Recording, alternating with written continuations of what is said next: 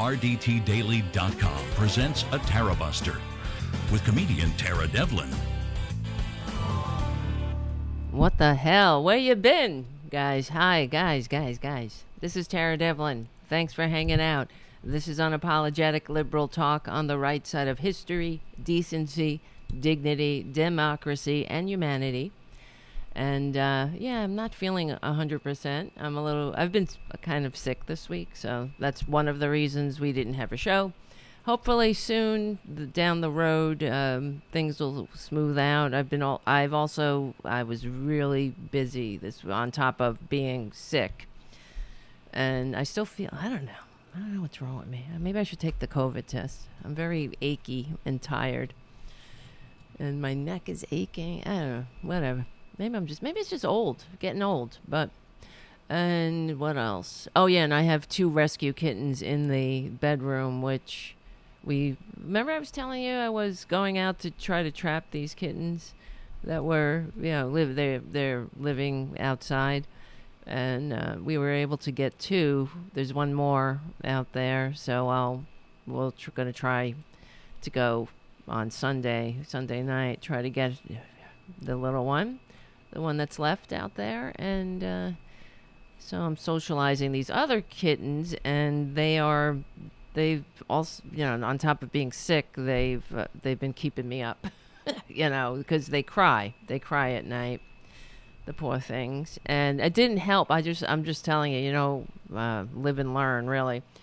I bought a big dog crate that was made of black canvas. And I thought it would be good for them because I don't have a lot of room. I live in New York, so, but it was just big enough to fit at the foot of my bed, and it was large, and they could put a carrier in there and put some toys and the litter box and everything. But, I guess I realized it was upsetting them, and but now I figured it out so for the first 5 days, they were really upset.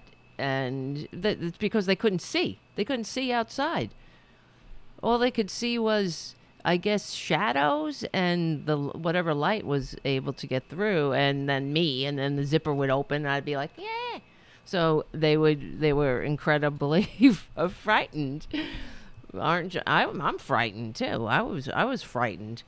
And so they were especially salty, and they've been, hissy, very hissy.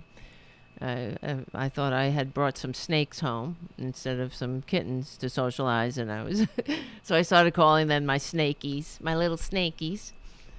And I said, I'm tired of these motherfucking snakes in this motherfucking cage. But anyway, so I put them in a cage, and they seem so much better because they can look. What the fuck is wrong with me? So and then so they're in the bedroom right now, and they're watching cat TV. That helps too. So there's a lot of birds and squirrels on cat TV. It is kind of, I could see how you can get mesmerized by it. So anyway, so I'm not feeling well. Cats in the fucking keeping me up. I'm not even kidding. I did not even sleep the entire, I don't even remember what day is today. Yeah, I didn't sleep one night because they had me up all night.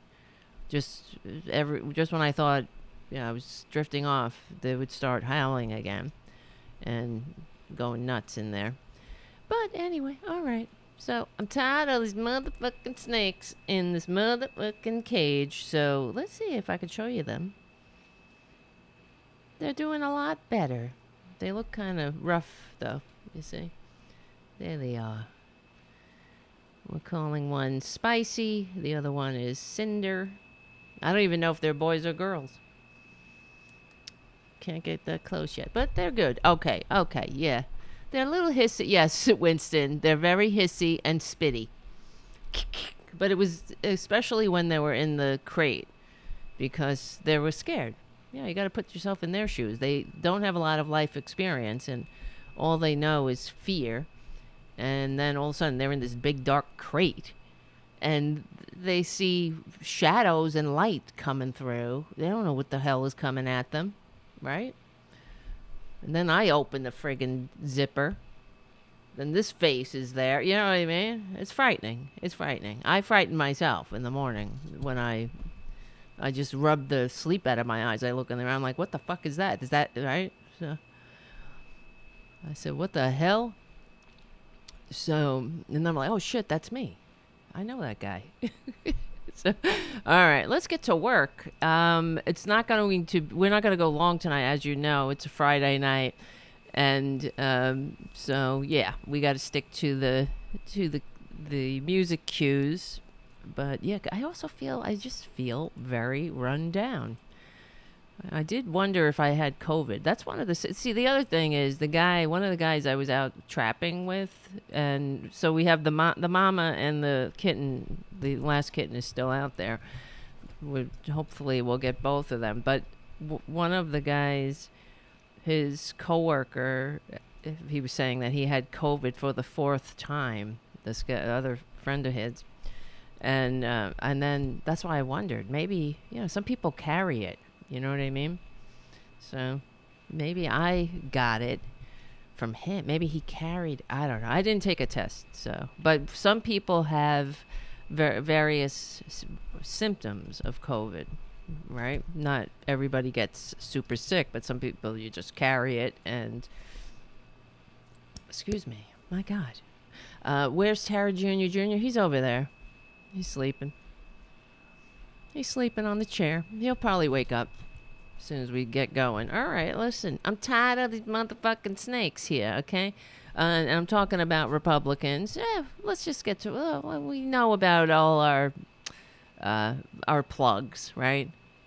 The basics, right? Become a patron at patreon.com/TaraDevil. And that's it. Let's just go from there. Everywhere else you can... figure it out. And somebody better give this freaking show a good review on iTunes. It's getting stale over there.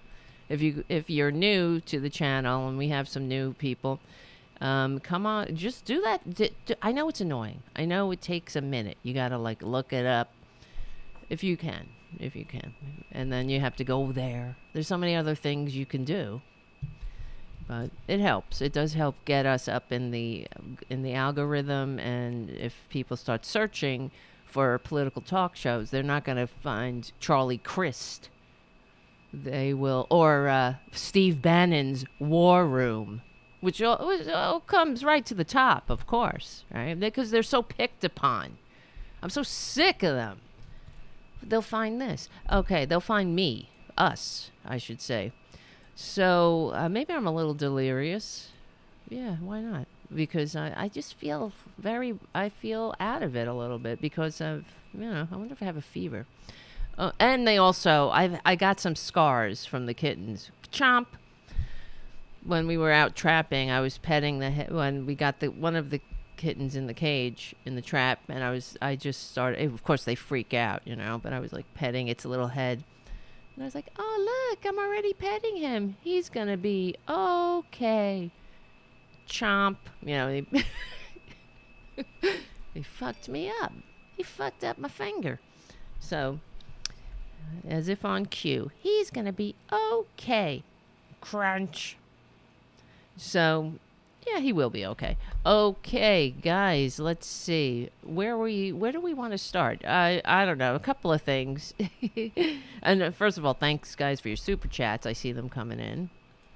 How come I don't see them? I don't know. Where the fuck are they? I'm having a problem here. And, yeah, thank you, Richard. Another great show, Tara. Thank you, Jim, of course. And thank you, Matt M., for your super chat. Yeah, those teeth are mean. They're like little razors. You got to wear gloves. You really do when you handle them. And their claws. Phew! They can do some damage. All right. I'm tired of these snakes on this motherfucking plane. Okay. So let's see. You know what I found? Let's start with a couple of things we want to talk about. Everything sucks. Okay, now that we're all caught up. let's, Steve Bannon. Here, let's start with that one because it's the grift. The whole thing is a grift, and they are, it's always been a grift. We know that. Let me play this video. You probably saw it, but for those who who haven't seen it yet, I love it. This is pretty good. This video did make my day. And if you don't know what I'm talking about, Steve Bannon in handcuffs. I like that pattern. Let's keep it up. Let's keep that trend going. But here it is. For every conservative American, this is what happens in the last days of a dying regime. They will never shut me up. They'll have to kill me first. They'll have to kill me. I have not yet begun to fight. Hold on, guys. We'll be right back. All right, let's start again. We're playing this Steve Bannon clip of him being carted away in handcuffs because he's a filthy freaking grifter. What are you being pardoned for unless you are a criminal, right? You don't pardon somebody unless they did something, unless they committed a crime. There's nothing to pardon. So he's the victim, though. That's what I love. And, of course, they're semi-fascists. Of course, they're not semi-fascists. They're freaking fascists. We don't need death panels to be fascists. They tick off all the boxes. And fascism you don't necessarily need, not death panels, death camps.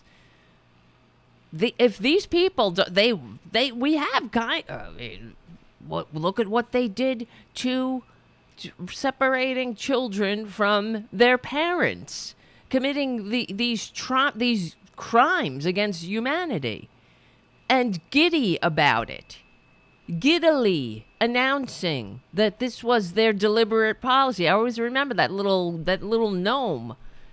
What is it? Oh yeah, Jeff Sessions, saying, "If you come here, you will be separated." Like they get off on it because they're sick.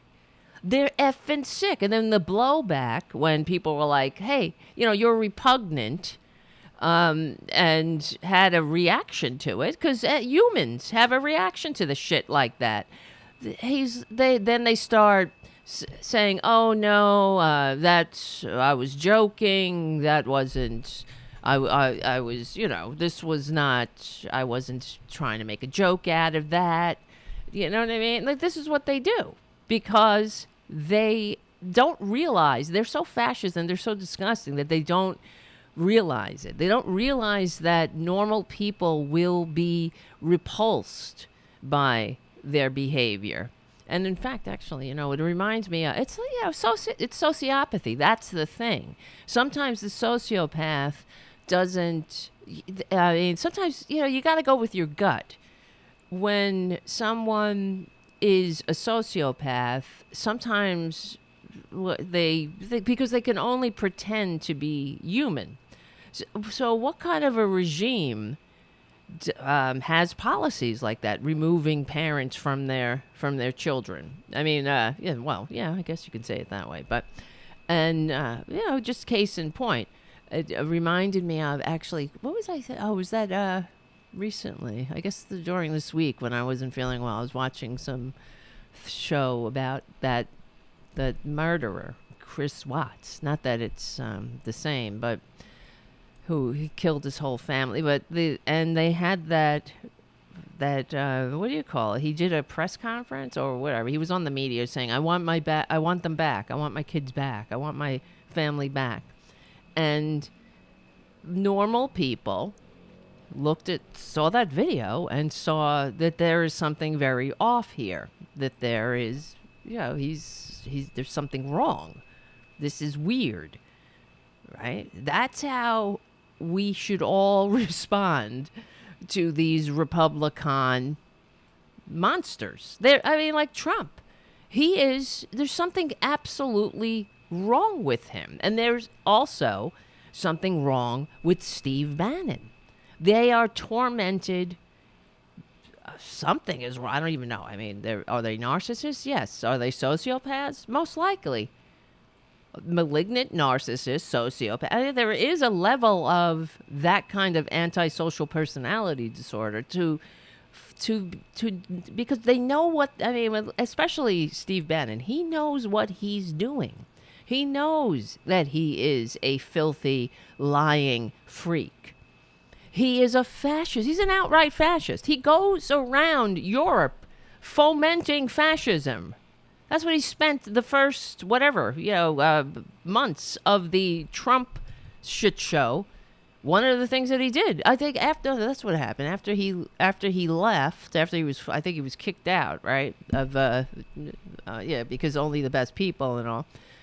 And he went around Europe stoking the fascists. I mean, they are fascists. You don't invite Orban to your convention, and they look to fascist regimes for inspiration. But one of the things, just in his perp walk here, that he's the victim, right? That's another thing that we can call out from to just point to how disingenuous and dangerous they are. Because he says, let me see. What is he exactly? Let's see. Let's play it again. For every conservative this is what happens in the last days of a dying regime. Yeah, well, I take your point. A last days of a dying regime. That's you. You're in the dying regime. Hopefully. So, but he comes out of the room saying every conservative, and I'm sure you've heard it, how they try to tell these morons, well, they are telling them that they're not coming after me. They're coming after you. You see, good. If you are running a scam, yeah, they'll come after you too. If you steal classified documents and information, they're going to come after you too. So there's nothing wrong there. In fact, okay, great. They'll never shut me up. They'll have to kill me first. You see, they're such martyrs. They're such freedom fighters. They'll never shut me up, except they'll have to kill you first. Except you're the one who turned yourself in. You turned yourself in. I've only just begun to fight. That's what he said. I have not yet begun to fight. Except you turned yourself in. So, how are you going to fight? How are you fighting? And guess what, Stevie? They won't. You won't be able to do your podcast in jail. But where is this article? Hold on, because I found it pretty comical that he's saying that they came after me, or him. He's saying me. Hold on a second. Where the hell is it? Talk amongst yourself for a second. Here we go. Open this. There you go. Open. Oh my God. From Fortune magazine, Michael Sisak and the Associated Press wrote and writes, longtime Trump ally. I told you, I'm feeling a little under the weather. My brain. Steve Bannon charged with money laundering and wall building scheme. All right, that's the headline. Former scumbags, Trump's the scumbag. I can't say President Trump, Longtime ally Steve Bannon surrendered Thursday to face state money laundering and conspiracy charges in New York. And this is what he was pardoned. He was pardoned for the federal charges. But hey, good. I've only just begun to fight. New York is alleging he duped donors who gave money to build a wall on the U.S.-Mexico border. Bannon is scheduled, he was arraigned on Thursday. Hold on.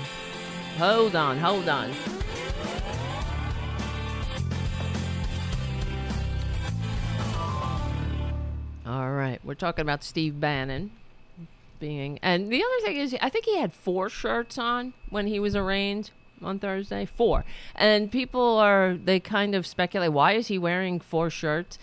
Why does he wears a minimum of 3 shirts all the time. And my hypothesis is because he stinks. He smells. That's why he wears numerous shirts. He knows he smells. He's filthy. He sweats. That's why he wears many. Not that sweating is sweating, but because he's so unhealthy and he is very disgusting, as we know. Just look at him. He doesn't look like a healthy person. Yeah. So that's why he wears numerous shirts. He thinks that the other shirts, or that's the hope, I guess, it will absorb the sweat and the filth. He's disgusting. Yes. Winston on the chat says, yes, hell, you can see his stench. Absolutely. He is gross. And that's it's just a reflection of him. It really is. It's one of the things in Buddhism in general, and in life in general, is the world is your mirror, right? And if you walk into somebody's house, let's say, and they're a hoarder, right? It reflects their inner life. You know that there's something wrong with them. And same here with Steve Bannon. Obviously we don't know what his house looks like, but his personage looks like shit. He looks like a tormented. He looks like Alex Jones too. You know, he's another one who, and I mean, looks like him in the way that they share their self-loathing. That's what it is. People who care about themselves, love themselves, are somewhat emotionally stable. I know we all go through ups and downs, you know. Not everybody is up on the same day. Not everybody's down. We're all just getting through. But some are sicker than others, as we say in the rooms. And he's very sick. He's a sick man. And I guess I've promoted him by calling him a man. He's really not. I mean, is he a man? He's a monster. He's a little filthy monster. Oh, and another thing I watched, a very interesting. I watch a lot of TV sometimes. Sometimes I want to watch TV, especially, you know why, when I'm sick, and then yesterday when the Queen died, I had enough of the Queen. I have no problem with the Queen. Well, I don't know. Here, my problem is, you know, why? Why do we have it's like having pets. You have a monarchy, and England has their pets. That's what it's like.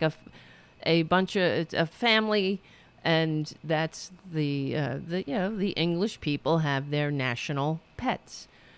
But whatever, okay, and they keep this family and they give them everything. But of course, everybody respected the Queen. She was an interesting person, and I saw The Crown, so I like that. I like that show. So, but I was kind of tired of the same shit all day. The Queen. How many times can you have somebody come on and say she never put a foot wrong? She was the longest serving monarch. She never thought it was a job she wasn't born to. She never, I mean, it was like the same fucking thing they kept saying, but different people. How many times can you say, okay. She's met with 9 presidents.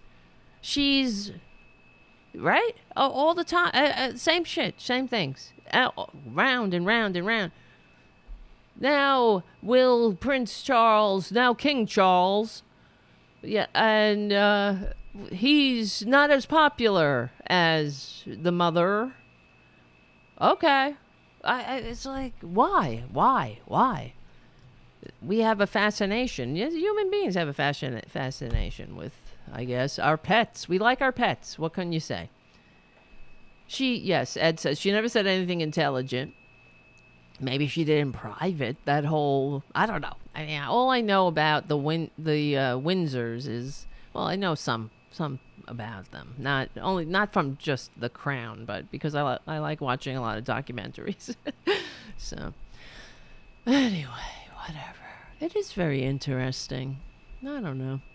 But what was I fucking saying? Why did I bring that up? Jesus Christ. It'll come back. But, yeah. I was saying I was watching. Oh, yeah, I was watching something. And, oh, yes, it was a documentary. I should look it up and get the name of it. It was really good. It was called I think it was called The Last Days of the Third Reich. And it was a 3-part series. And it was really about what happened after the Nazis were defeated. I found that interesting, and they went into in depth with certain characters along the way. And one of the character, he's not a character, he's a fucking monster. Let me see. What I'm trying to remember I'm sorry, I didn't think of that I was going to talk about this. So, and there was a division or a brigade in Nazi Germany that was filled with criminals, sociopaths. They were an SS brigade, and they were sent they just commit all kinds of crimes against humanity. They killed children. They massacred a school of children. All the things that people know, that others, even though they would do it, there was a lot of course, they would hand out alcohol, get people drunk, because human beings fundamentally, for the most part, don't want to commit massacres, right? It affects you psychologically if you're not a sociopath. But this particular commandant was clearly a psychopath, and horrible, I don't know what this is about, but whatever. They would commit horrible crimes. But the way they put it was that fascism, and this is where I'm getting to the point, did what this commandant was the personification of fascist regimes, because they took this nobody who had no business being anywhere near power, who was sick and unfit mentally, and they made him a somebody, quote unquote, gave him power. And this is what they do with it. So power, of course, corrupts, but absolute power corrupts.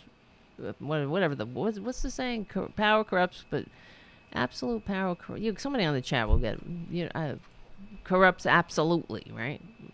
Somebody will set me straight here. But that's what we see with the Republicans. Trump, for example, he's unfit. He gets power. He doesn't want to let it go. He was never fit to be there. We should never have somebody in that position who is so sick and who thinks, of course, it's like, of course we could have predicted this would have happened, because everything is about him. Everything. He has no feelings for other people, has no empathy for others. He's always been a con man and a grifter. And same thing. Steve Bannon. Look at who's that? Now it's Stephen Miller. All of them. There's something wrong with them. And like the saying goes, right? Not all Republicans are sick, unfit ghouls. We could use this for any adjective, really. But all sick, unfit ghouls are Republican. Let's see. I got to look up that guy's name because it's going to drive me crazy, and I'm sure I'm driving you crazy.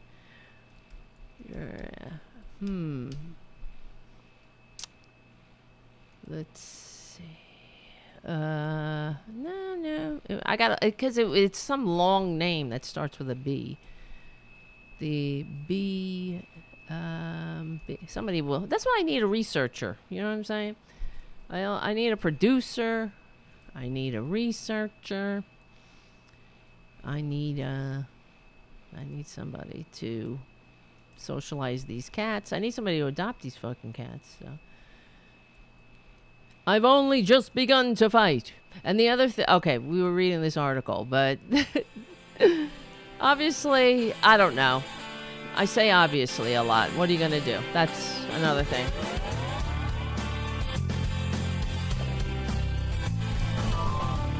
All right. Let's focus. Focus, people.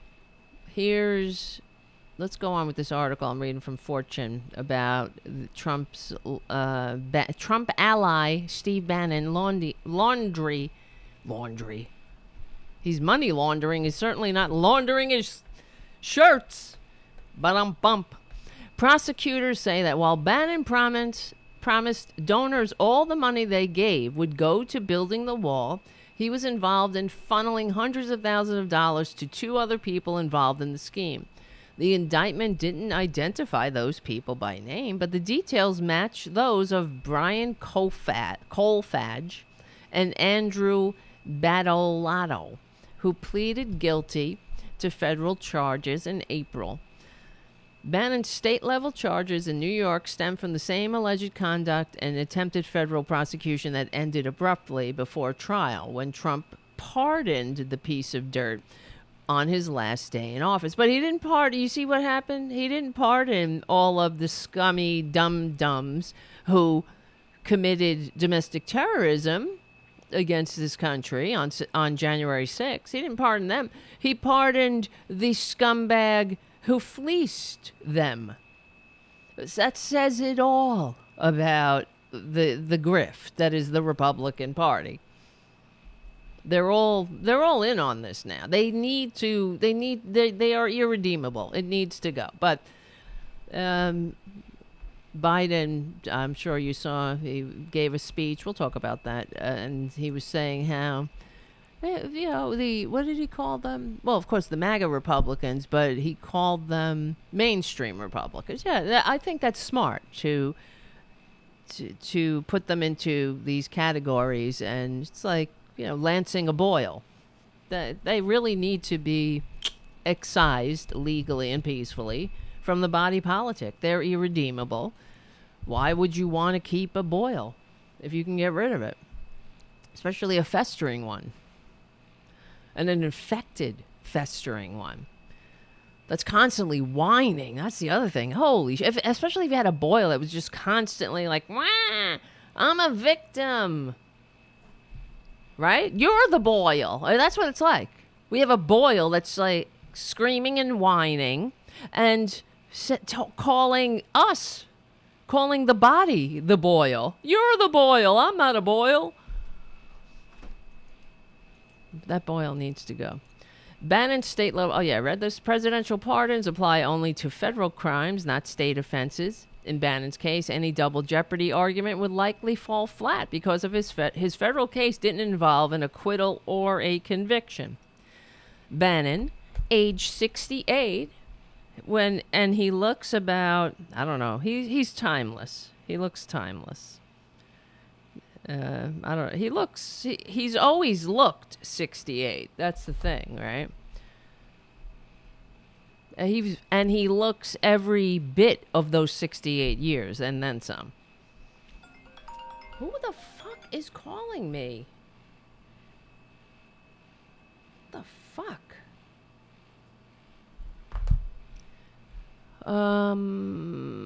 Bannon, yeah. This is an irony, Bannon told reporters as he entered the building. On the very day the mayor of this city has a delegation down at the border, they are persecuting people here that try to stop them at the border. Right? So let's stir up this bullshit about the border.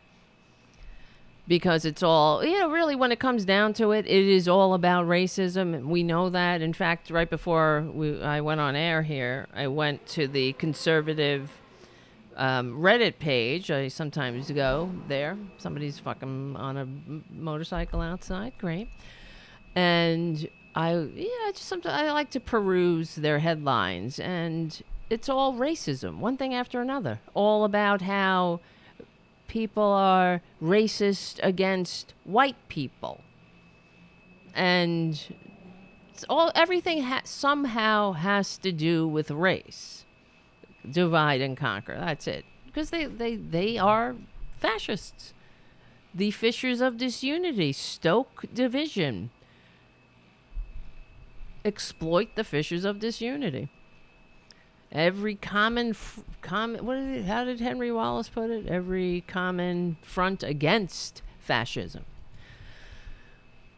So it's all this is what got me to here. This is all about 60 days from the day, he said, referring to the upcoming national election in November.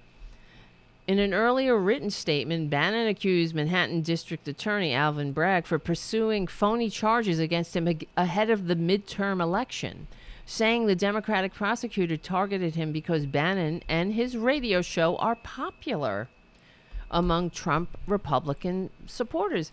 What the fuck does it... I mean, he's not running for office.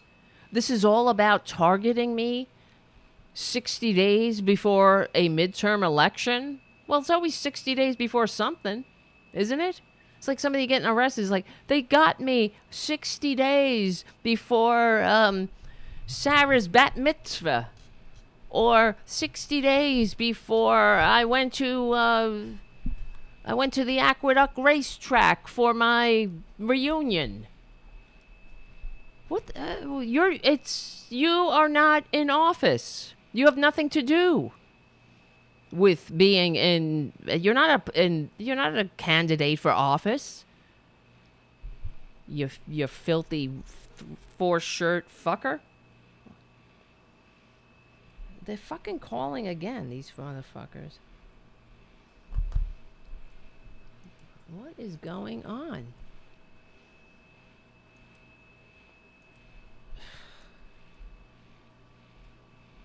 Jesus, Louise-us.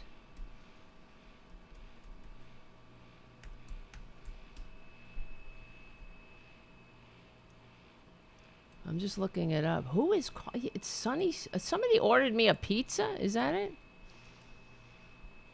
Sunnyside Pizza.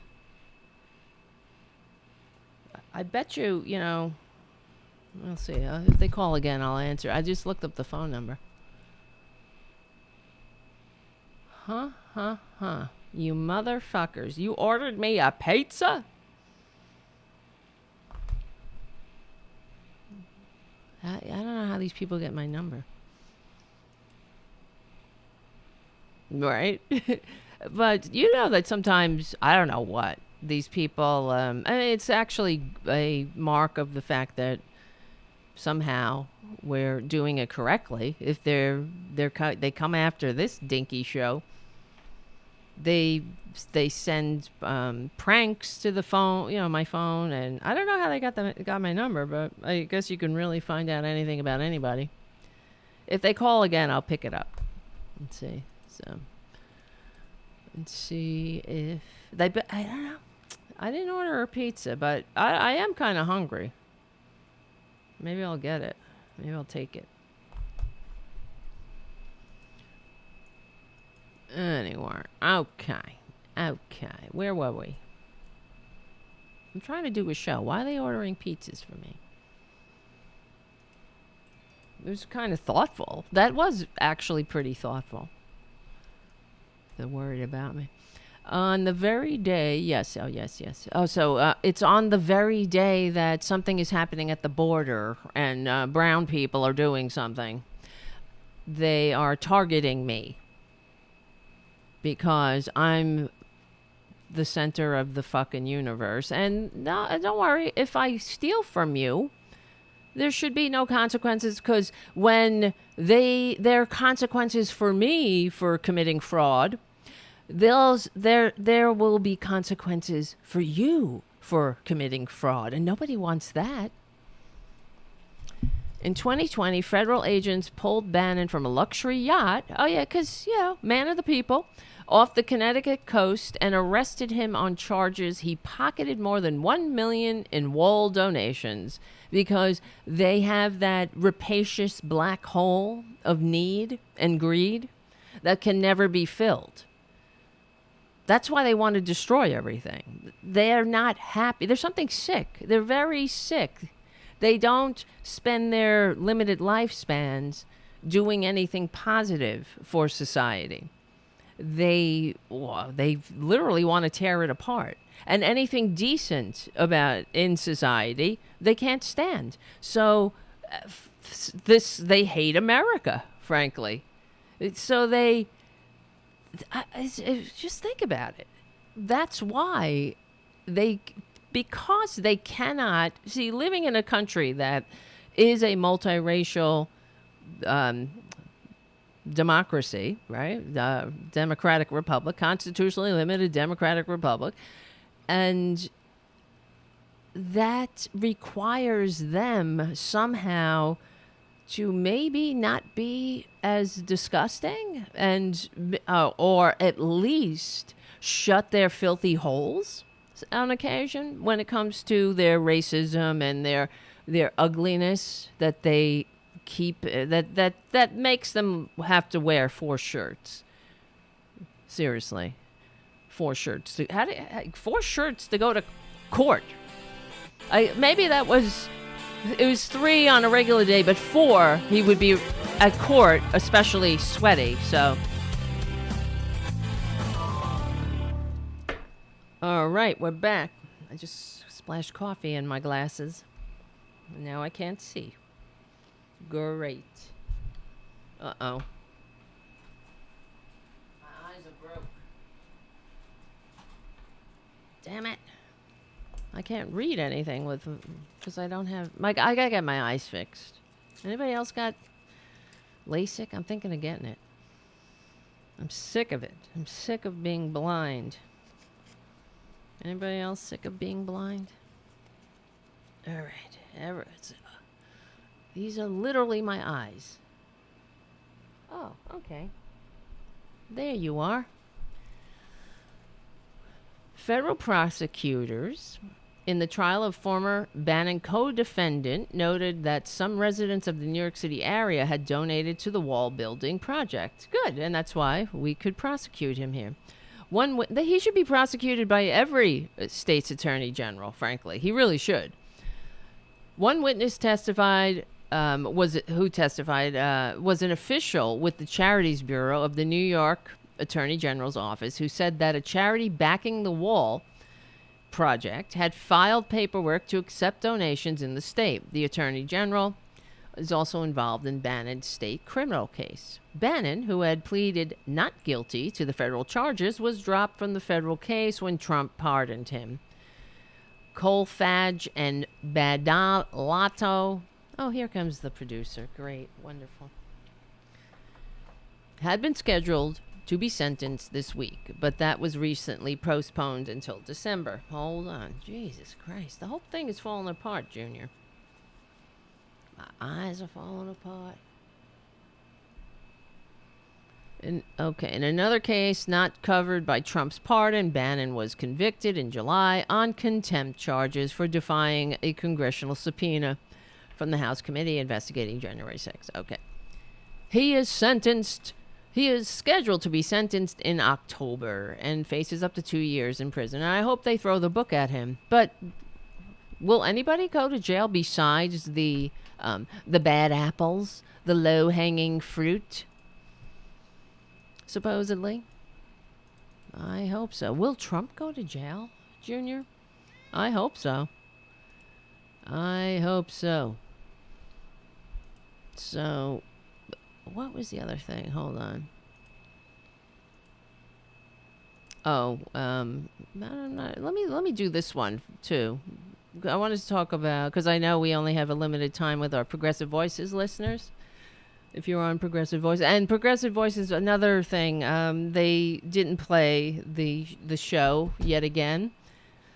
They keep playing the same damn show. It's really friggin' annoying. And guys, thank you for pointing it out to me. I had no idea until it wasn't a best of over the weekend. We actually recorded something and they didn't play it, even though I sit around after the show and cut it down and spend that time. Anyway, but I'm just a dinky little podcast. I'm not Tom Hartman or Stephanie Miller or anybody, so who cares, right? Damn it. God damn it. Fuck. Now I'm just cursing into the microphone. Great. All right. You too. Et2 Junior. So I found this interesting. You know how when Trump was on Twitter, he supposedly, and we went through this before, he supposedly had 89 million followers or whatnot. Well, now that he is of course he's a grifter. He's a con man. And we went through at the time, of course he had real followers, he did, but he also had fake followers. He bought followers. That's what he did.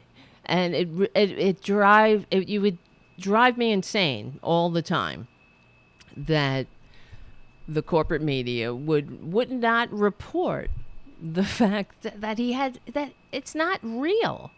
That they would say, whenever let's say when he tweeted out classified documents, remember that? Because he can just go booga booga and unclassify things because he's a piece of dirt, right? And he tweeted out the classified documents, and the corporate media reported it as Trump tweets classified information to the 89 million followers, his 89 million followers, which is not true. Yeah, he tweeted to 89 million followers, but not human beings, has a large majority of which are not real. He had fake followers. I don't even know how many, of course. I could not do an audit of his Twitter account, but we used to go through it. I'm sure I have the video here somewhere too, where we went. All you had to do was go into his followers list, and you could see all the fake bots and whatnot. And it would drive me insane because the corporate. What if I can do that? Why don't you do that, corporate media, with your actual human producers and things like that? And right? Why not? Because isn't it just enabling the lie by reporting it?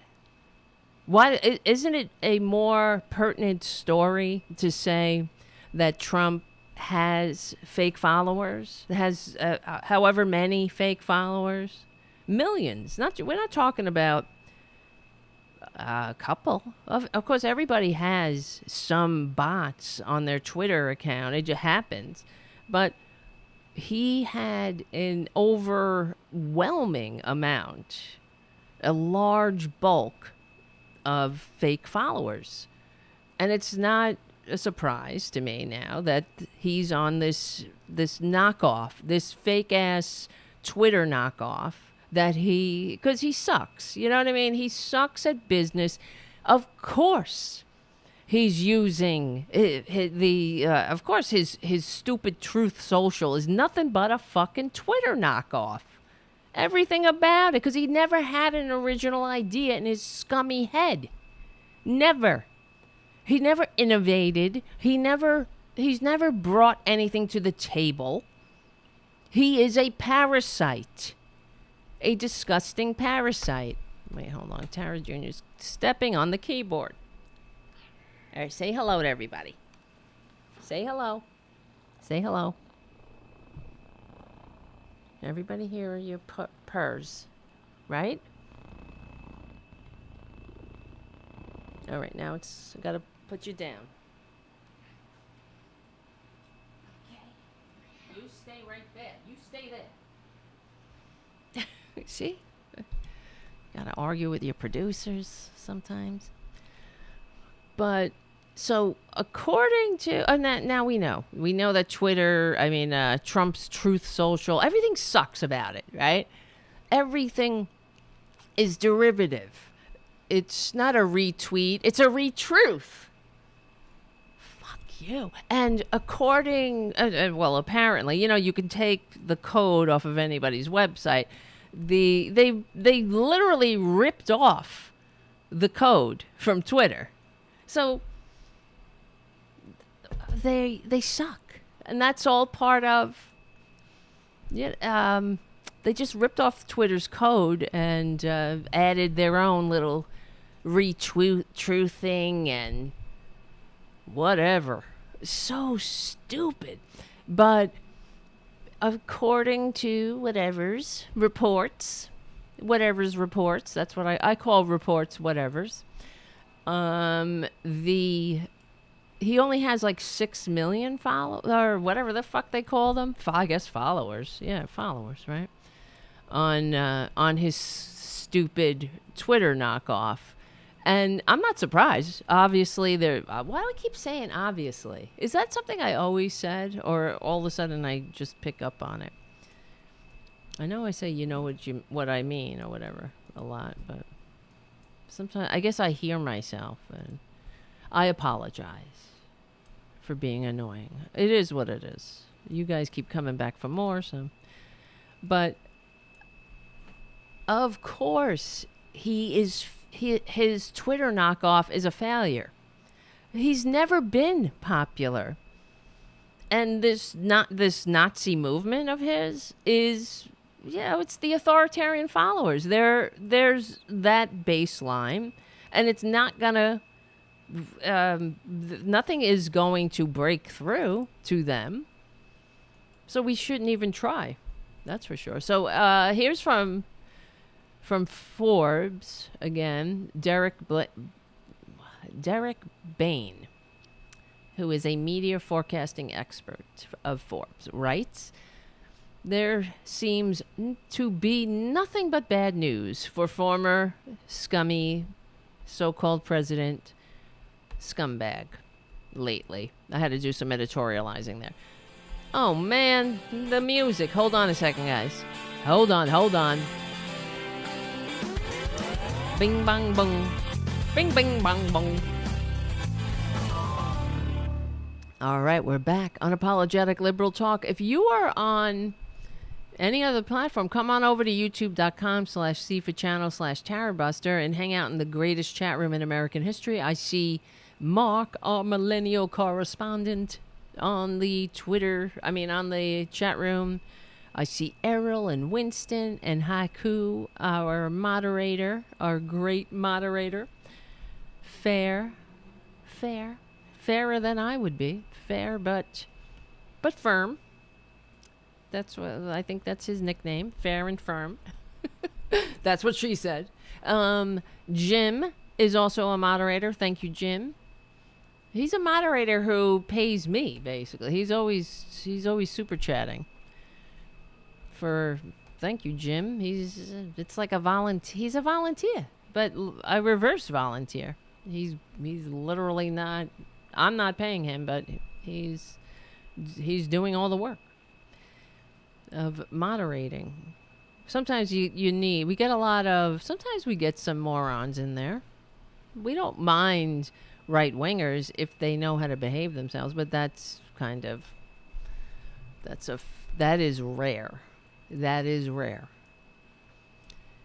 So they usually get on, we know that all they do is they come on and say, Trump 2024. It used to be Trump 2020. Sometimes we would get right-wingers just spamming, Trump 2020, Trump 2020. You don't understand how stupid you look.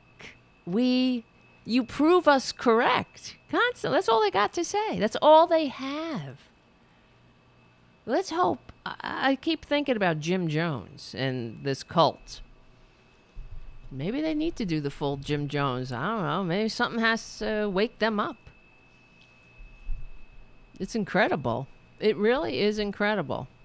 But Trump is a horrible person. Why is that your hero? He's a scumbag with no brain. That must be, I guess that's you. But who is such a fragile little bitch has to say, I have a very big brain. Which anybody with a big brain doesn't say. Did you ever hear Stephen Hawking say, I have a very big brain? I have a very big brain. You ever hear Einstein? How do you know that, Einstein? Well, you know, I got a very big brain. No one with a big, and no one with a big, whatever. I can never forget the Republican debate back in when we were young, when the whole rogues gallery of losers was up there talking about the size of their dicks. Remember that? And millions of Americans still voted for them. Millions. Why? There's a sickness there. That's why. And that's why it's good to see Joe Biden going Doc Brandon on their asses. It has to happen. They have to be mocked mercilessly. Mocked and crushed legally and peacefully without apology. Okay, so there seems to be nothing but bad news for the scumbag lately, with the latest coming that 9/5 or 65% of shareholders in the special purpose acquisition company called Digital World Acquisition Group, or Corp, have not voted in favor of a proposal to give Trump Media and Technology Group more time to complete the merger. The deadline for securing those votes was 9/6. Though this is because it's another failed venture. They know you don't bet on this scumbag. You don't. If you want to keep your money. If you want to win, you don't hook your wagon to that filthy pus pile. Right? To the blob. You don't hook. Is there even a hook on the blob? You don't hook your wagon to the blob. So let's see. It had postponed its special meeting, which was scheduled today, September 8th. What's today's date? 9th. At 12 Eastern Standard Time, in order for shareholders to consider amending their certificate of incorporation to extend the merger closing date up to 4 times, blah, blah, blah. SPACs have fallen out of favor recently with all of the legal woes Trump is suffering from. Investors in DWAC, the Digital World Acquisition Corp, which is it's another grift. It's another way to separate morons from their money. That's all, to attract the QAnon crowd and the traitors, the insurrectionists, the racists, the proud pricks, the ghouls, the geeks, the freaks, the incels, the ghosts of the Gilded Age. Put them all into one pus bucket and then tickle all of their fears while including a link for them to give them money. And also somehow bury the recurring payment thing. So before they know it, their money is being siphoned out of their account month after month after month. And then then until they discover it. People have done, they don't even realize it. That you do that enough. You take $2 here, $4, $5, whatever. That adds up. And that's all he cares about, because they are traitors. What is he doing with classified documents? How do you sneak classified documents out of the White House? Why? It's not like they have classified documents and laying around in the lunchroom. Oh, I forgot my folder over there. Oh, just throw it in there. Throw it in that with the rest with all my other mementos, my love letters to Kim Jong-un, my love letters to Putin, my secret meeting with Putin. Let's play the game again, just in that alone. What did Trump say in the secret meeting with Putin? Could you imagine? Let's play the game. If Obama did that, had a secret meeting with a dictator, and said nothing, and confiscated the transcripts, and we're not supposed to know about this because he's the fucking king, and we're just nothing. We're the dumbasses who happen to be unlucky enough to be born in the same time frame as this scummy, to share the same air with the con man, with the parasite. He's President Parasite. I think that's probably a good moniker for him. So-called President Parasite. So let's see. Owner of Twitter, which has not. They're saying SPACs has blah blah blah. Trump's legal woes. About Truth Social, which has not taken off as quickly as expected. We knew it was gonna suck. All right, we're back. Tarabuster, unapologetic liberal talk. Hanging out in the chat room, the greatest chat room in American history, at youtube.com/C for channel/Tarabuster. Nice to see you, Mark, in the chat. And Winston, of course, and Matt M. Nice. Right. Matt says, I hope they counted the fine china and flatware. Well, he stole that. Did you see there's actually video of them some of the scummies moving out of the White House, and where I gotta find it. And some of them are they're just carrying giant pictures and statues. Let's see. Trump moves out of White House. Let's see if I can find it. Republicans, artwork. Yes.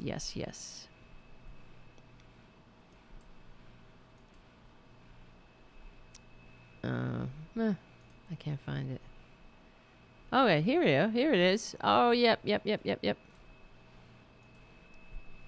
I did find it. I remember. See? Remember that? Just taking things from the White. That doesn't belong to you. What the fuck are you doing with that picture? That's not your picture. What else did they take? Yeah, this is Kenneth Bear on Twitter at the time. Points out this is illegal. These photos belong to the American people and go to the National Archives. Well, no, obviously they don't. And that's a good use of the word, obviously. They don't. What's this? More stuff appears to be... Oh, yeah, Abe Lincoln's bust leaving the White House. What the fuck you doing with the statue? That's not yours. Right? It's smash and grab. That's what they are. They just smashed and grabbed whatever they can get their grubby little clutches on. But, like I said, imagine if the shoe was on the other foot. What do you think they'd say if there were pictures of the Obamas? Anyone who worked for the Obamas taking statues and portraits and pictures out of the White House. It's gross. Shut up, Lauren Boebert. Oh, why is Lauren? I have to ask you guys. Maybe I haven't figured out completely how this internet thingy works. Why the F do I get Lauren Boebert tweets all the time, right at the top? I don't follow this bitch. Right? I don't follow her. Parents want their children to be educated, not indoctrinated.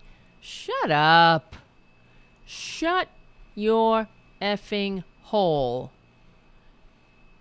Yeah, parents do. Oh, look at this. Look, oh, how funny.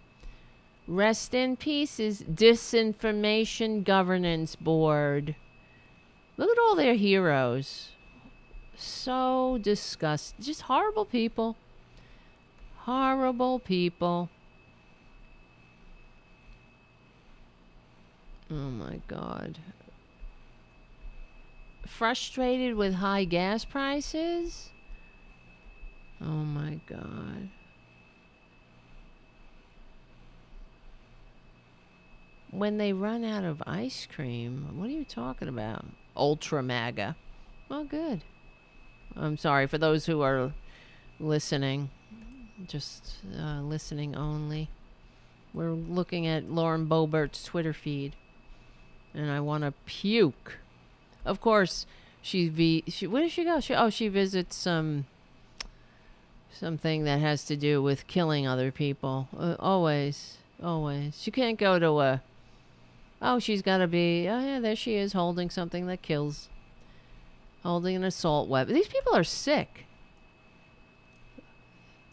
They have no business being in positions of authority, especially Lauren Boebert. She's the worst. She's the absolute worst. Dumb. Dumb. And what did she just tweet earlier, right before I went on the air? She writes something like, "This is the most divisive administration in American history." And of course, because they don't count.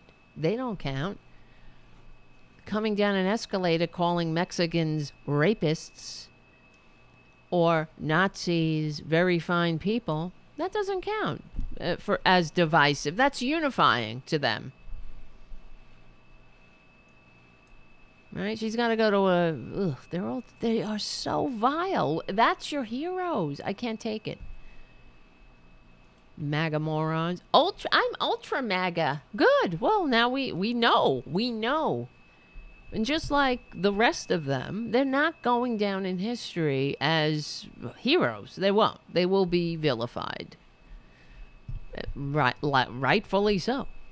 Okay, so the merger has been delayed. I'm talking about Truth Social. And, Trump needs money. That's what it is. They need money because everything Trump touches dies. The merger has been delayed due to U.S. Securities and Exchange Commission review of the disclosures that investors had been given about the deal.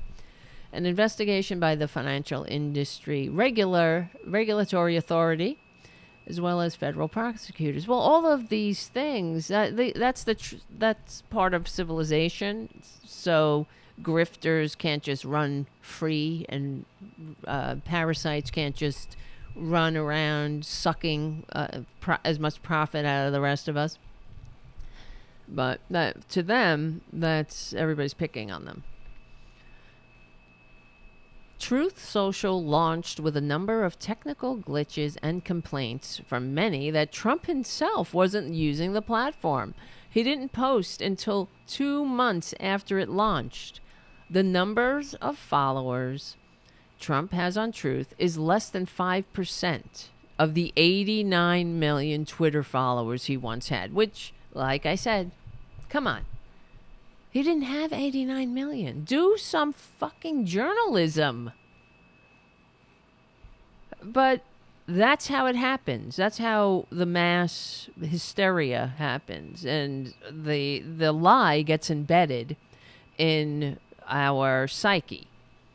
He didn't have 89 million followers. He had whatever million, but he had a lot of fake followers, a bunch of fake followers, because that's all that matters. He doesn't want to do the work of getting 89 million followers. He doesn't want to attract 89 million followers legitimately. He wants everybody to think he has 89 million followers, because it doesn't matter what the substance is. It's all about the appearance, the show. Like the way they are with everything, the way they are with patriotism, the way they are with Nobel, the way they are because it's all just sour grapes to them. The way they are with getting a degree and paying people to take their tests. That's what Trump did. Because he doesn't want to learn. Obviously, when you come out of a fucking college and you don't know where the apostrophe on Y-O-U apostrophe R-E goes, that's kind of the tell that you actually didn't do the work. Because you learn that on day one in college, where to put the apostrophe. I know that for a fact. Oh my God. The company received more bad news on August 19th when Google notified Truth Social of several violations of standard policies. Oh, they were being picked on in their app submission, and reiterated that having effective system for moderating user-generated content of our terms of service for any app to go live on Google Play. So they don't have content moderation. You could just post whatever, post the election was stolen, lie, post anything you want. Tell people to storm the Capitol and take a shit in the halls, and call that. Well, they could put a little American flag in it and chant USA, USA around it. The bad news. That's bad news for Devin Nunes, who gave up his seat in Congress that he held for nearly 20 years to become the CEO of Truth Social. As a result of the Google decision, the Truth Social app is not available to 45% of smartphone users. Well, don't be a bastion of filth and lies, right? Other issues include Axios reporting that it has a past due bill of $1.4 million.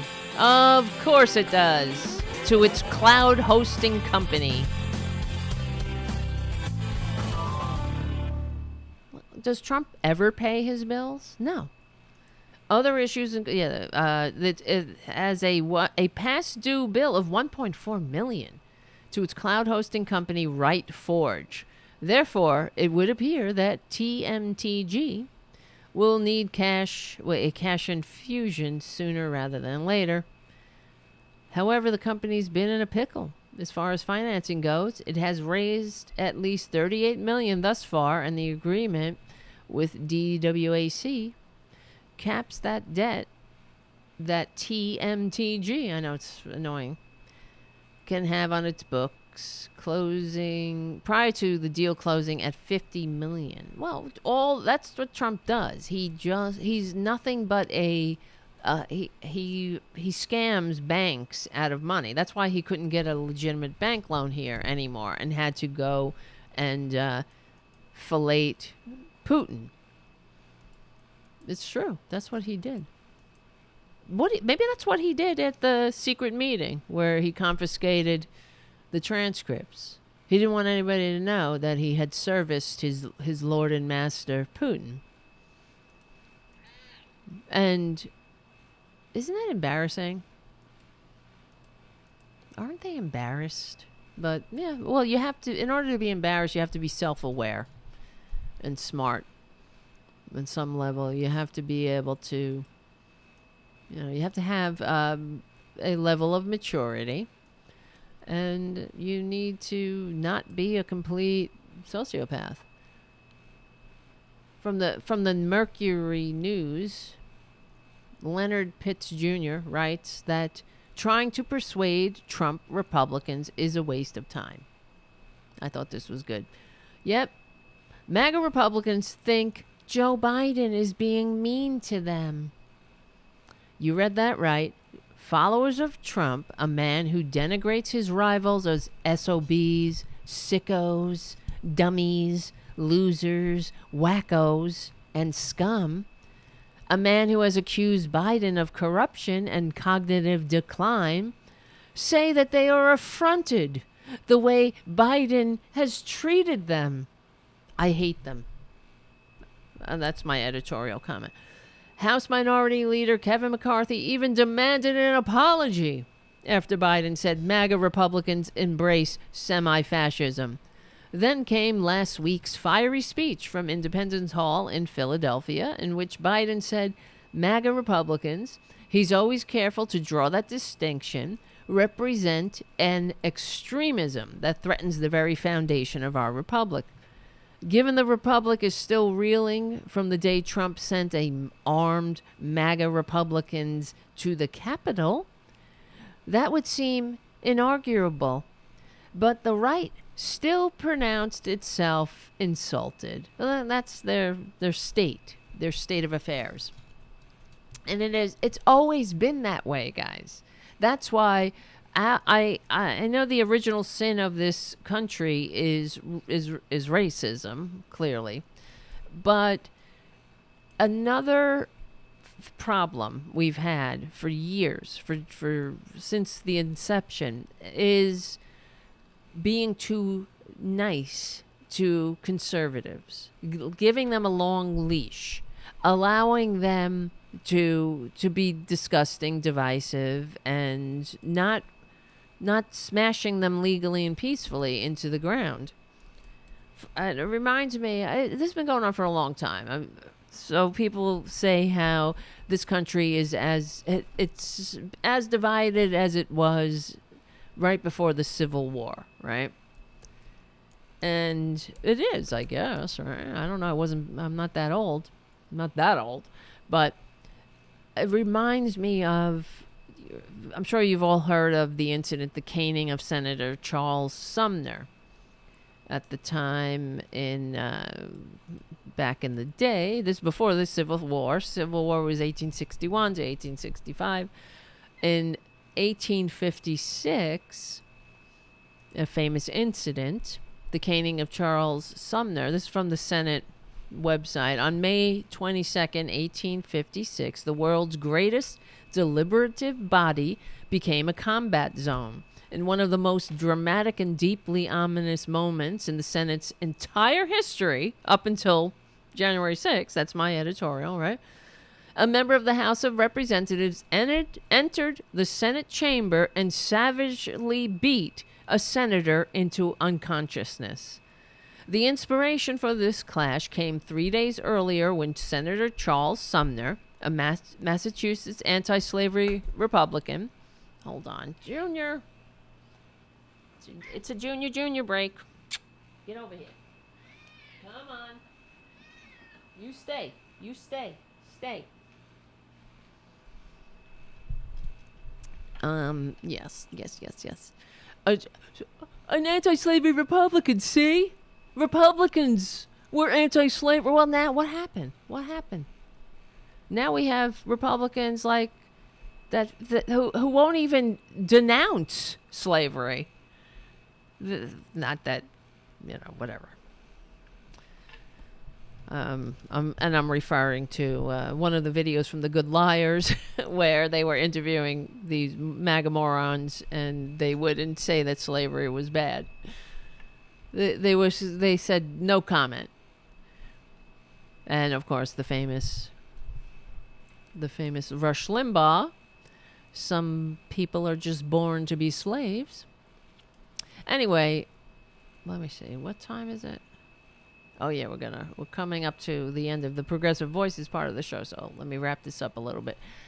So the inspiration for the clash came 3 days earlier when Senator Sumner, a Massachusetts anti-slavery Republican, addressed the Senate in an explosive on the explosive issue of whether Kansas should be admitted into the Union as a slave state or free state. In his Crimes Against Kansas speech, Sumner identified two Democratic senators as the principal culprits, Stephen Douglas of Illinois, from the Lincoln-Douglas debates. That's another thing. Republicans are so stupid.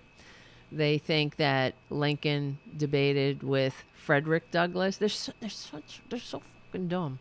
And Andrew Butler of South Carolina, he characterized Douglas to his face as a noisome squat and nameless animal, not a proper model for an American senator. Andrew Butler, who was not present, received a more elaborate treatment, mocking the South Carolina senator's stance as a man of chivalry. The Massachusetts senator charged him with taking a mistress who, though ugly to others, is always lovely to him. Though polluted in the sight of the world, is chaste in his sight. I mean, of course, the harlot slavery. Representative Preston Brooks was Butler's South Carolina kinsman. If he had believed Sumner to be a gentleman, he might have challenged him to a duel. Instead, he chose a cane of the type used to discipline unruly dogs. So glad I wasn't living back then. Shortly after the Senate had adjourned for the day, Brooks entered the chamber, where he found Sumner busily attaching his postal frank to copies of his Crimes Against Kansas speech. Moving quickly, Brooks slammed his metal-topped cane into the unsuspecting Sumner's head. As Brooks struck again and again, Sumner rose and lurched blindly about the chamber, futilely attempting to protect himself. After a long minute, it ended. Bleeding profusely, Sumner was carried away. Brooks walked calmly out of the chamber without being detained by the stunned onlookers. Overnight, okay, here we go. Both men became heroes in their regions. Now, of course, both sides. Senator Charles Sumner didn't return to the Senate. He wasn't able to for 3 years. He had a brain injury from this fucking attack, this piece of shit. And what happened in the South was they started selling canes, and it became fashionable for everybody to walk around with canes. You see, to celebrate. They're right. He became a hero to the filth that thinks that in a constitutionally limited democratic republic that you don't settle your differences through speeches, through making your case, through getting people to vote for you or your cause or your legislation or your amendments. You beat them. You beat them about the head with a metal cane. And then you go and you sell merch. So nothing has changed with these right-wingers, right? They've always been among us. And now we have to legally and peacefully crush them. This is Tara Devlin. This is the end of the Progressive Voices part of the show. Thanks for hanging out, guys. We will win. We're on the right side of history, decency, dignity, and democracy. We stick together, we win. My name is Tara Devlin, and I will see you soon. Oh yeah, become a patron at patreon.com/Tara Devlin. That helps. Give the show a good review, damn it. Tell your friends. All right. We're back. But that's, nothing's changed. The right, they've always been among us, just like the morons, and the authoritarian followers have always been among us. The incipient fascists have always been among us. The four-shirt wearing narcissists have always been among us. But, and they've always been violent. And they've always lacked the maturity to function in a democracy. If they didn't, right? If they were capable of functioning in a democracy at that time, back in the early, in the last, whatever, what century? In the 1800s, 19th century. Yeah, I always get that confused. The 18th, always, yeah. So I always have to think about it. They would see if someone beat a senator within an inch of his life for saying words that he didn't like, that people didn't like. If you were pro-slavery, make your case. Make your case. You don't like the words, so you take out an instrument of violence and try to kill somebody. And okay, that's one dude. There would be, if these people were capable of functioning in a free democratic society, there wouldn't have been merch. There wouldn't have been canes selling out all over the place. He wouldn't have been lionized as a hero. But nothing has changed. It's the same thing.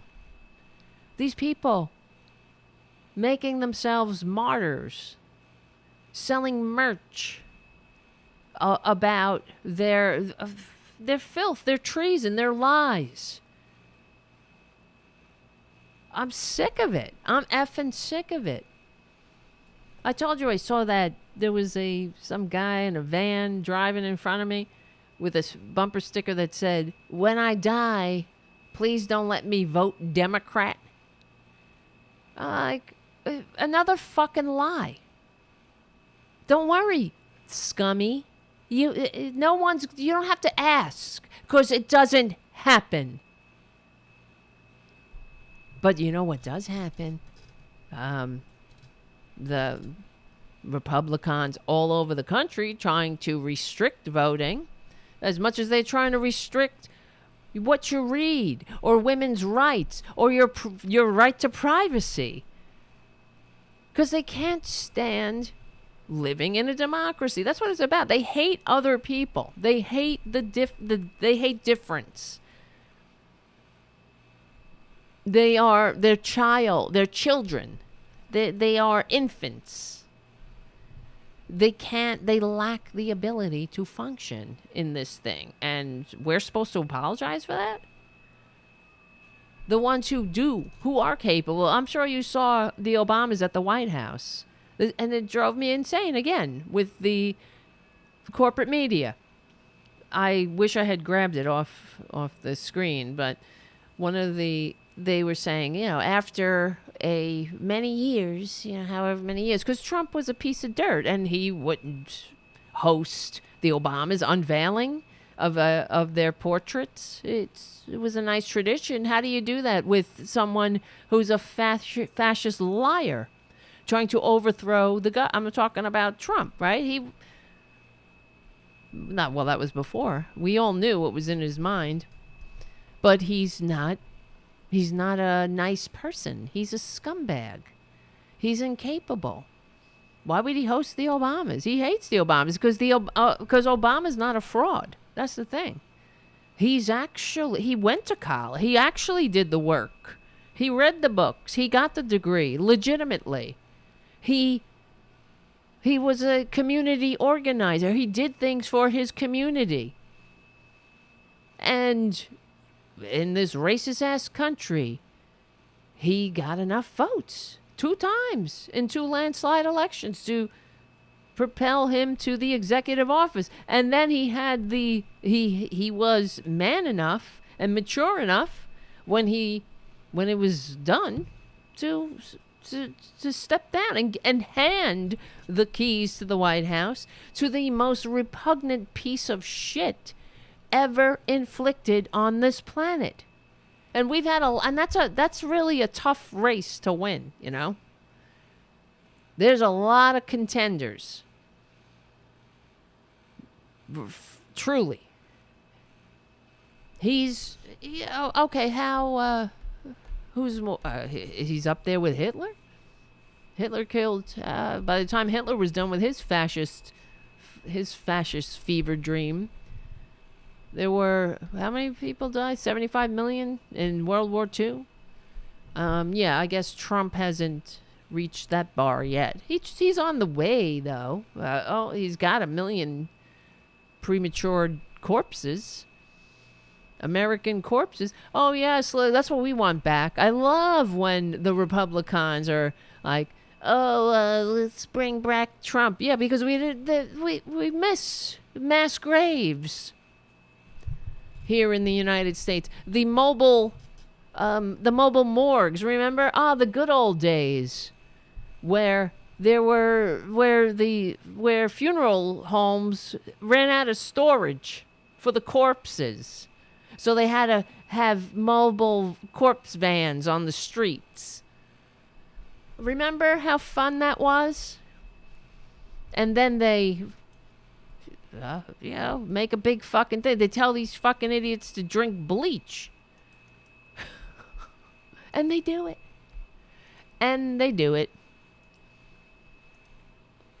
My God.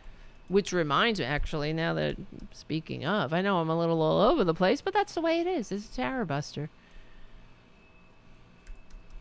New York, speaking of how gross Republicans, how disgusting they are as human beings, and the consequences, because the consequences of conservatism always come home to roost.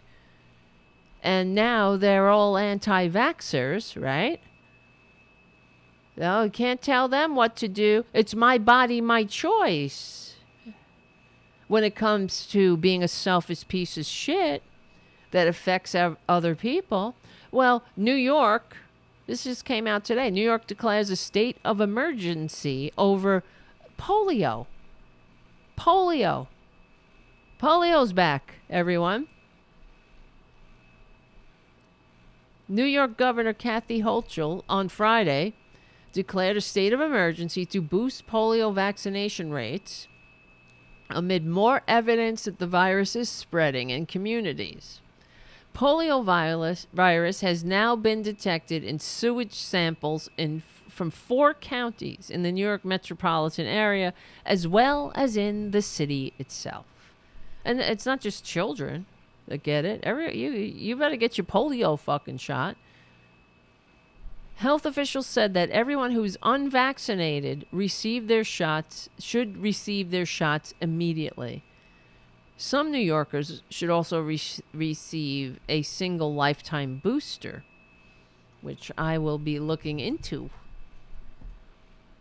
New York's, blah, blah, blah, I read that already. Samples tested positive for polio virus that can cause paralysis in humans. You know, we eradicated this virus, but it's back because the anti-vaxxers and this Trump scum sucking shithole that turned the loathing of vaccinations into a political thing.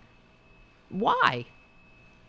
Any fissure of disunity. That's why. Anything that can be exploited and used as a wedge, that's what they do. That's what they do. They could have just as easily promoted the taking of the vaccine as a patriotic imperative or wearing a mask. What the fuck? 1 million dead? We should all be embarrassed. I know I'm embarrassed. I'm embarrassed that this country is so sick. Not just literally, figuratively, absolutely sick. That we have people in this country that think that that's fine. That's an acceptable statistic. 1 million dead. The only developed country that has such abhorrent numbers.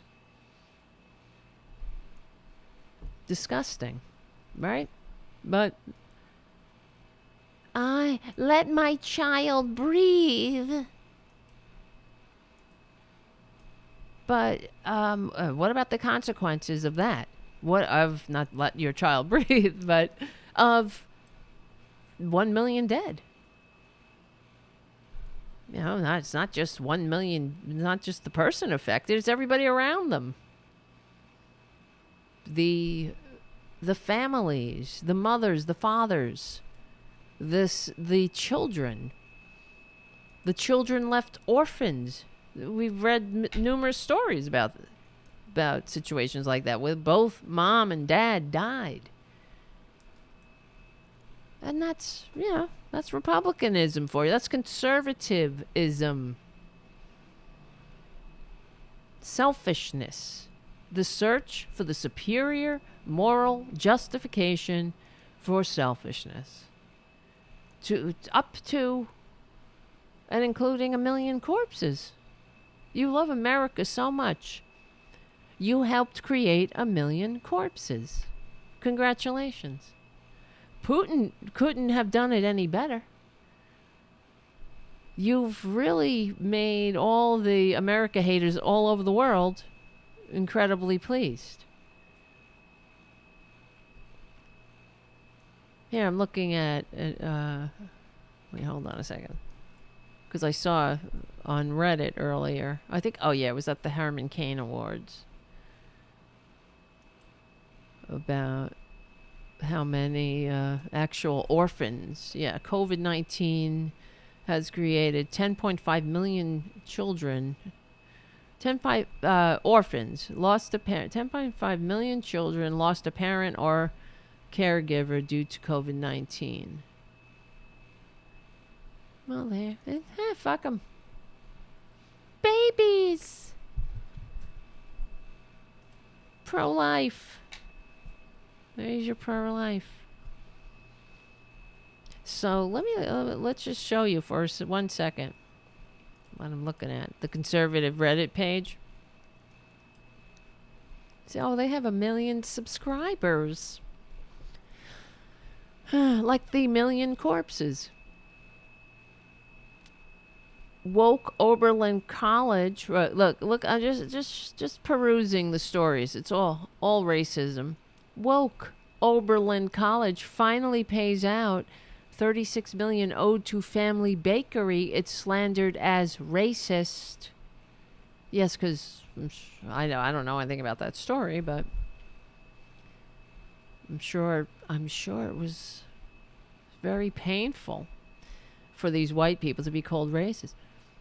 BYU investigation finds no evidence that fans hurled racial slur at Duke volleyball player. These are all the stories.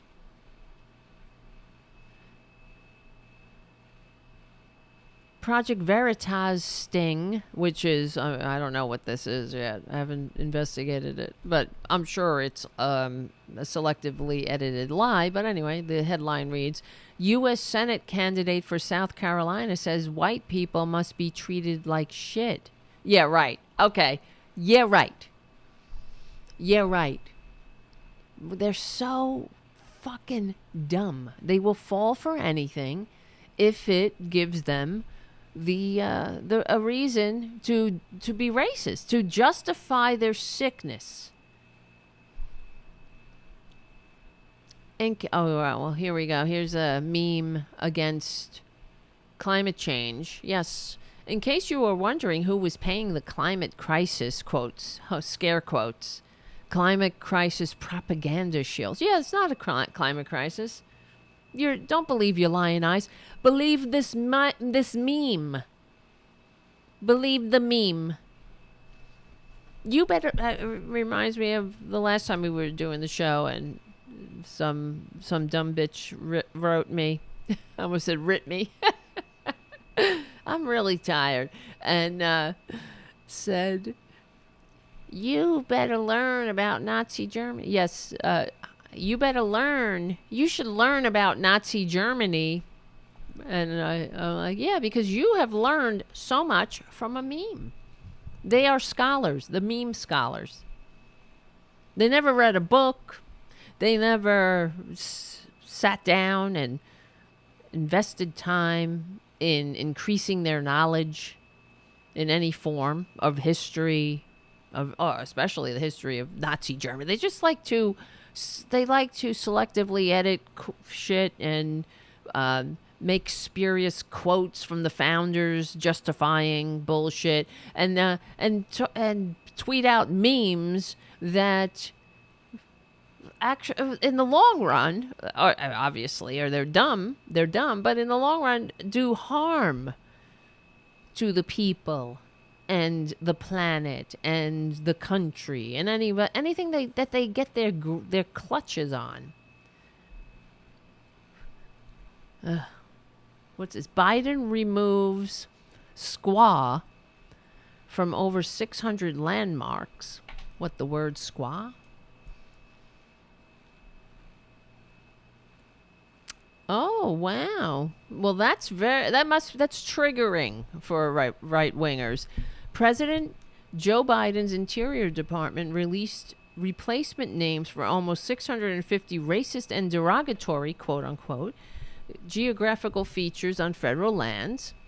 The word squaw was determined by the DOI's Board of Geographic Names to be offensive, ethnic, racial, and sexist slur, particularly for indigenous women.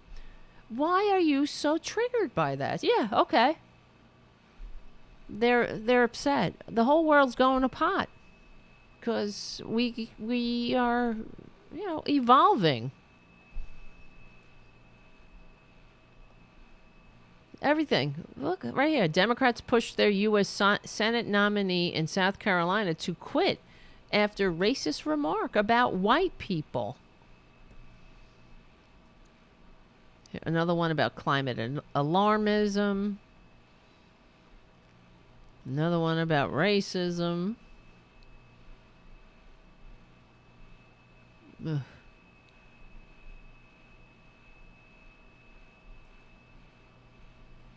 MSNBC, covering both sides of major issues is deeply dangerous. I don't know what the story is, but I'm sure it's a bit more nuanced than that. And let me speculate. You know what he said, this Mehdi Hassan? He probably said there are no both sides to reality. Right? There's no both sides to the lie that the election was stolen. There's no both sides there. You can't say the election was stolen, or wasn't stolen, I should say, and then go, but some people think this bullshit. After producing zero evidence, the only evidence they have is that the con man is not a man. God. Anyway. Oh, no fans didn't hurl racial everything's racism. Racism, climate change is a hoax. People are woke. Oh my God. Jesus Christ.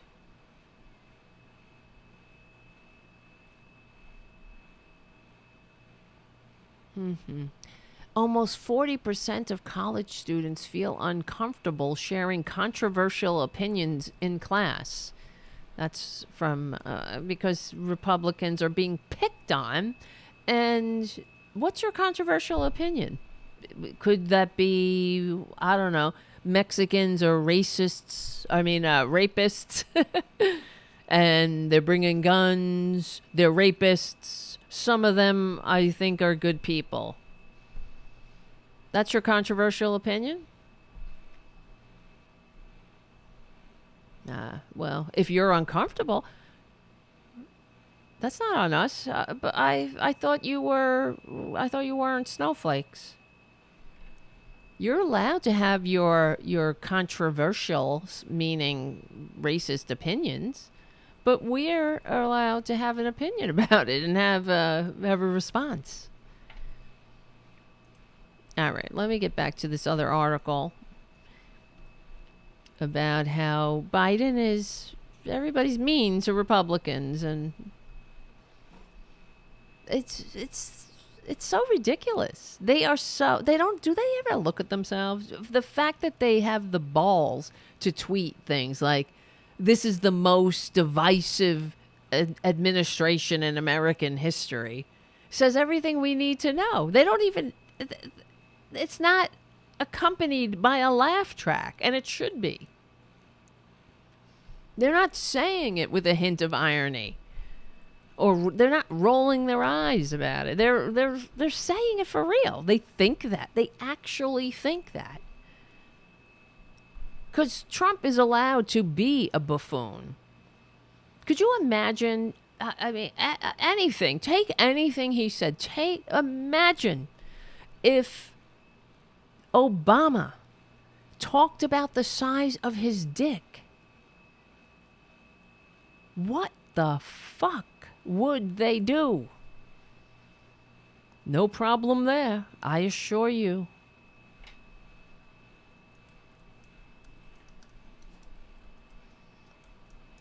Imagine, what would they do? You can't imagine it because Democrats don't behave like that. It wouldn't happen. Jesus. And yeah, different rules. You can do it if you're a Republican. I'm trying to remember when I was talking to Robin Kincaid when we were, what do you call it, filling in for Mike Malloy when he was taking Molly to college. Robin had a acronym. I think it's okay if it's a Republican. I can't remember what she said, but it's true. If it's a Republican, different rules. See, they have the nerve. House Minority Leader Kevin McCarthy, minority. It's a minority.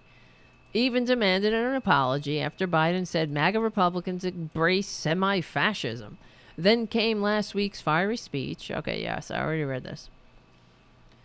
Given that the Republic is still reeling from the day Trump sent an armed MAGA Republicans to attack the Capitol, yeah, that would seem inarguable, but the right still pronounced itself insulted. Trump himself called the speech vicious and hateful and divisive. These fucking people. Incredible. Oh yeah, look what I found. He referred to my hands. If they're small, something else must be small. I guarantee you, there's no problem. I guarantee you. That's some comedian who imitates Obama. Obama as Trump, taking Trump's words right out of his mouth. It looks ridiculous. You would never imagine. He would never do it. Could you imagine what they would do? What the female Republican would do? They would faint. They would have the vapors. There would be around the clock discussion about it on Fox News. What about the children? They would if it was during Obama's administration, the Republicans would immediately start the 25th Amendment. They would start the impeachment, not 25th Amendment. You know what I mean? They would start the process of impeachment. That's for sure. There's absolutely no doubt. So, yes, vicious, hateful, and divisive. Yes, you're reading that right. Interestingly, Biden was also dinged by the Washington Post, which pissed. Yeah, we know, we expect it from the filth, but you don't think things that actually, I don't know, seem like journalism sometimes. The Washington Post said, "You don't persuade people by scolding or demeaning them." Fuck that. We're not going to persuade them. It's time to persuade the persuadable and send these monsters into history's trash pile with the rest of the fascists. They're comfortable there. So the Washington Post editorialized, resurrecting the tired trope that the rest of us have some obligation to persuade MAGA people to re-enlist in American democracy. As if anyone who still believes in that soulless grifter at this late date is likely to be moved by rhetoric. And to remind you, I'm reading from Leonard Pitts at the Mercury News. Absolutely. He puts it, hits the nail on the head. Sorry, but persuasion requires that two parties agree on facts, and that the facts matter. So trying to persuade Republicans is a waste of time. Granted, that's an ominous conclusion. After all, if reasoning is no longer a possibility, you're left with only two options for resolving political differences: to impose one side's will by force of arms, or by weight of electoral dominance, for example, by voting the other side into oblivion. While the first option is terrifying if you understand that a healthy democracy requires at least two functioning political parties and that no single ideology holds a patent on wisdom, then you understand that neither option is ideal. Yet, they are all we have left. This is what Republican extremism has brought us to, but maybe it's a good thing. You know, I'm saying this now. This isn't the article, because why do we need political parties? The founders encouraged us not to form factions, although that is a human tendency. But, I don't know. Yet, that's all we have left. This is what Republican extremism has brought us to. And even now, they still cry victim. As in Senator Lindsey Graham saying that Trump is being unfairly persecuted and promising riots in the streets if the most corrupt president in history is held to the same account for his manifold misdeeds. Can you imagine prosecutors declining to try some drug lord under threats of violence? No, they'd say bring it on. They'd say upholding a democratic principle is worth the risk it entails. Yet Graham apparently thinks prosecutors should quail because MAGA people would be big mad if Trump were held to answer for his sins. The same MAGA people the rest of us are supposed to be persuading. Right. The same ones who they're no low too low. It boggles the mind. Too many times when faced with a choice between honoring its great principles or doing the expedient thing, America has chosen the latter. Too often, Biden, like President Obama before him, has sung arias of bipartisanship, and while the other side snickered in derision. Let us all, at the crossroads of peril, finally try something else. Standing up for what we say we believe. That does not guarantee democracy's salvation, but it does say we finally understand the moral and practical futility of seeking common ground with malign forces, and that we stopped coddling them. Haven't I been saying this forever? We have been coddling them forever, since the Civil War and before. We've been coddling the right, compromising with these fascist fucks.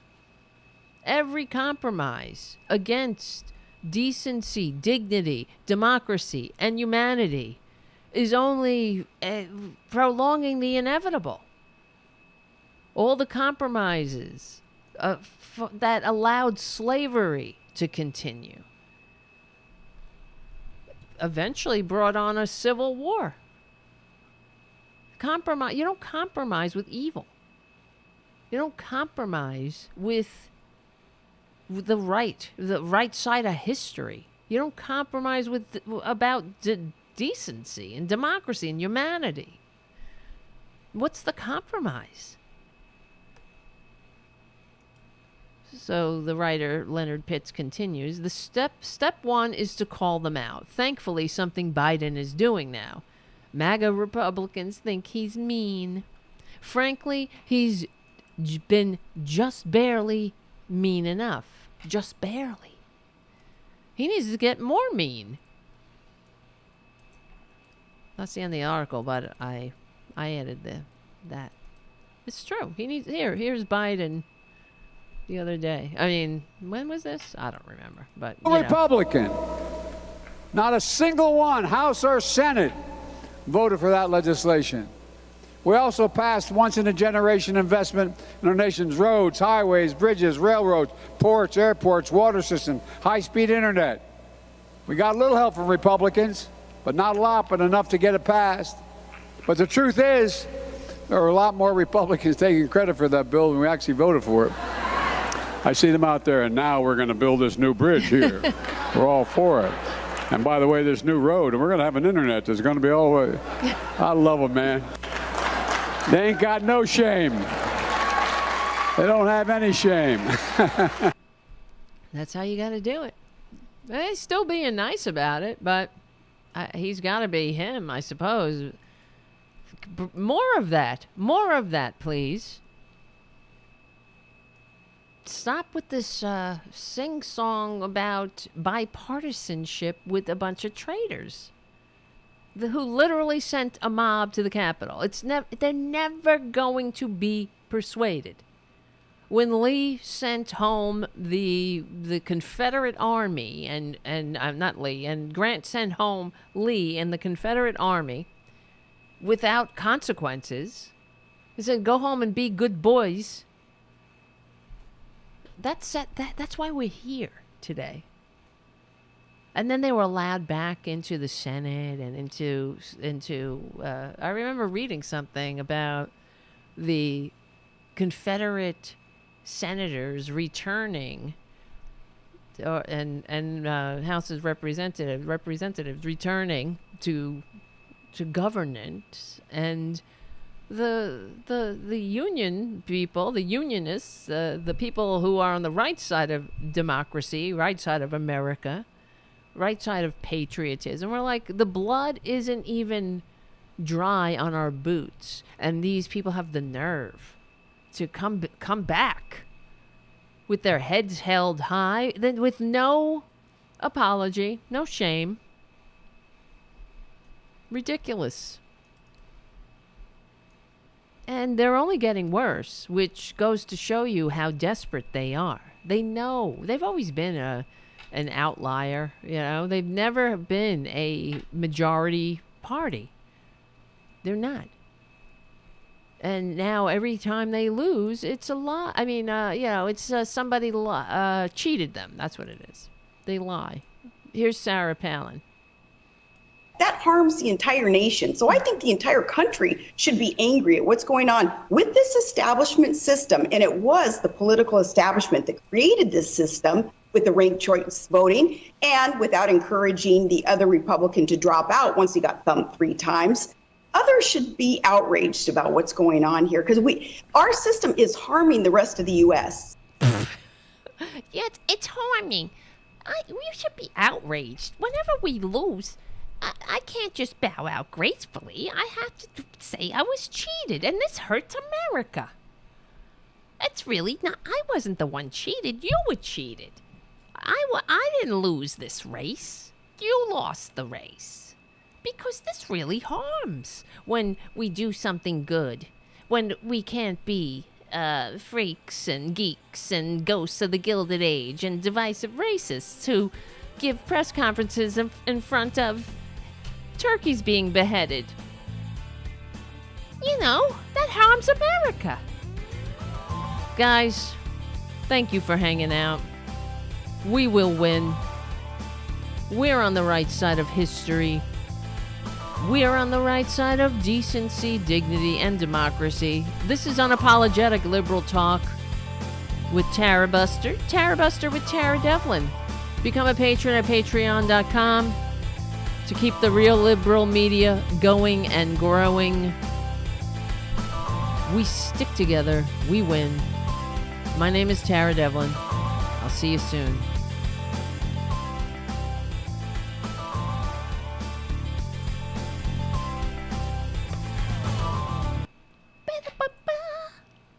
All right, guys, yes, It's ruining our democracy. Haiku. Democracy is ruining our democracy. Guys, it's really bad. What is that fucking? I know I have an annoying accent. Is it my accent as annoying as hers? Ugh. She sounds like a child. That's the way women are supposed to sound in the Republican Party. They have to be mean and ghoulish, like Ilsa of the SS, and when if pushed, create lampshades out of people's skin and whatnot. If given the right, so that's all that's stopping them. Is environment and an opportunity. They would be, trust me, you know that. They are fascists. They demean people. They dehumanize people. What do you think they would do? They commit crimes against humanity. They think that's a strength. But it's all because of love. They love us. They love us so much. They don't want us to read books that might hurt us. They don't want us to have health care. They don't want us to have retirement security. They don't want us to have control over our bodies because, they love us. They don't want us to have, they want us to come out of school being with a lot of debt because that builds your character. They love. They don't want you to mix different pigments and all. If God wanted us to mix pigments, he would have mixed them. And what about peepees? Anybody? Can we talk about the peepee? Can we think about a peepee, someone? Can we finally think about the peepee? Where's the peepee in a appropriate attire? Is the peepee in the right bathroom? Where is the peepee? What's the peepee? What's the peepee say in the paper? Is the peepee going to form a legal contract with another peepee of the same peepee? That's not freedom. That's oppression. You're trying to oppress everybody who isn't involved in that contract, that legal contract. The whole world, everybody else is oppressed when you are free to form legal marriage contracts with same peepees. And what about the sky spook? Do you have a sky spook? Is your sky spook the same? What? Why can't we all pray? Why can't we send messages to the sky spook?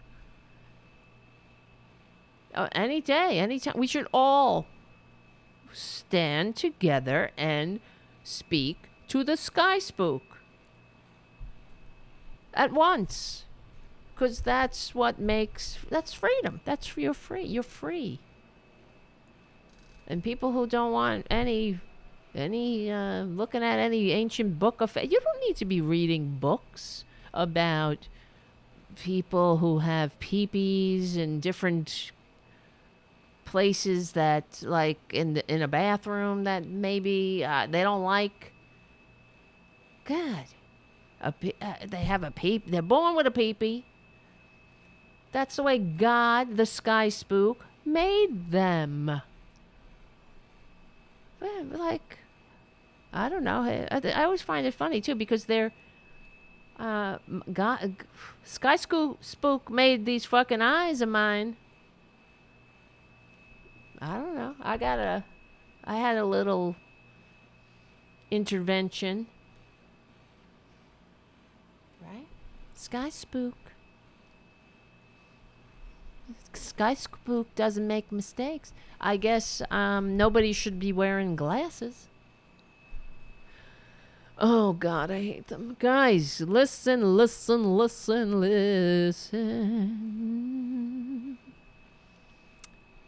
la, la, la. I'm singing. All right, I gotta go. You're the best. Guys, I don't like going because I like hanging out with you. And I want to thank you, Richard, for your super chat. Another great show, Tara. Thank you.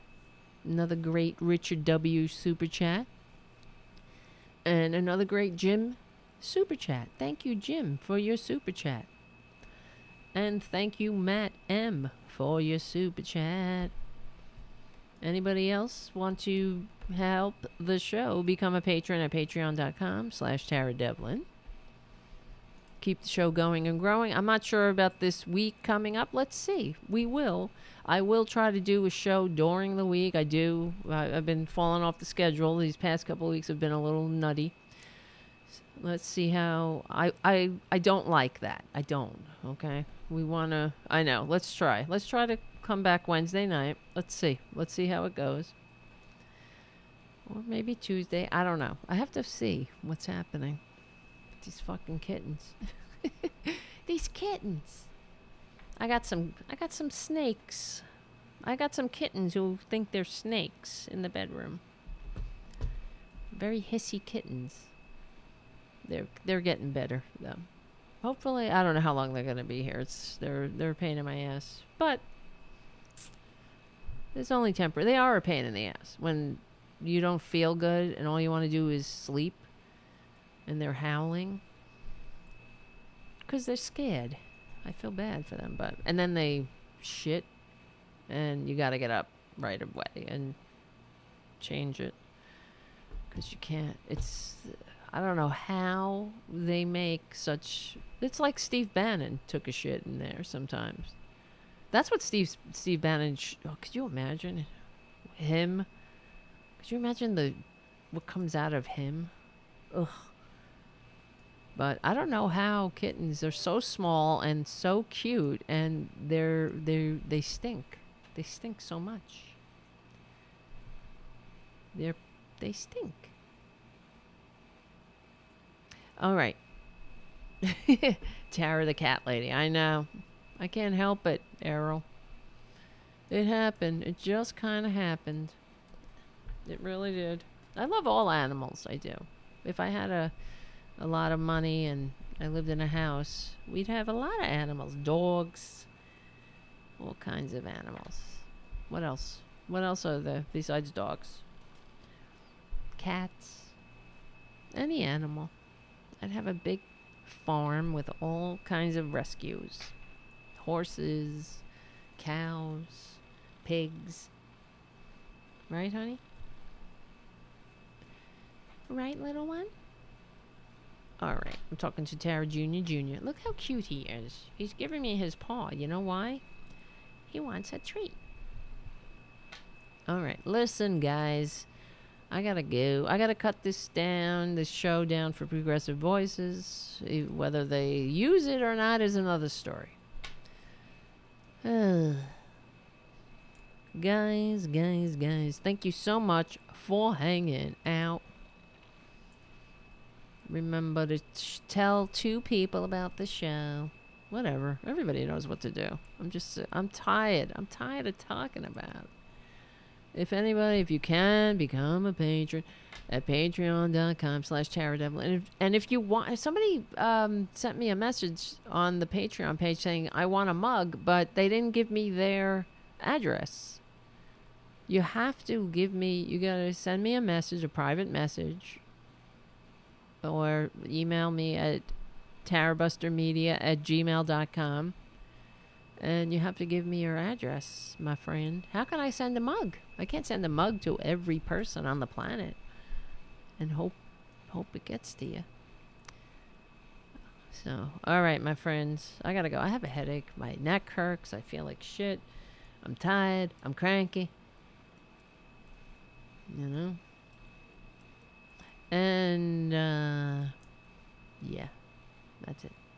My name is Tara Devlin. Thank you. I gotta go check on the kittens. I'm sure there's some. They gave me some gifts that need to be removed, and we will win. Remember, oh, you can also go join our Discord. The link is in the description. Thank you so much for hanging out. It's always great hanging out on Friday nights with you. It really is. Yeah, I don't know what I'd do without you. Yeah, take that COVID test. Winston says it can't hurt. Yeah, I think I'll take it tomorrow. I might. You never know, right? I've heard stories like this. Because I feel so tired, you know? And that's what people say is part of one of the symptoms. And I also am achy. Very achy and just tired, hot, a little hot. I think I might be. I don't have a fever, but a little hot. Feel hot. I need to sleep. That's how I feel. Sleep. All right, guys. We will win. We are on the right side of history. And I will. Haiku. I'll take the test tomorrow. I have some spares. I got the Biden test in there, and it works.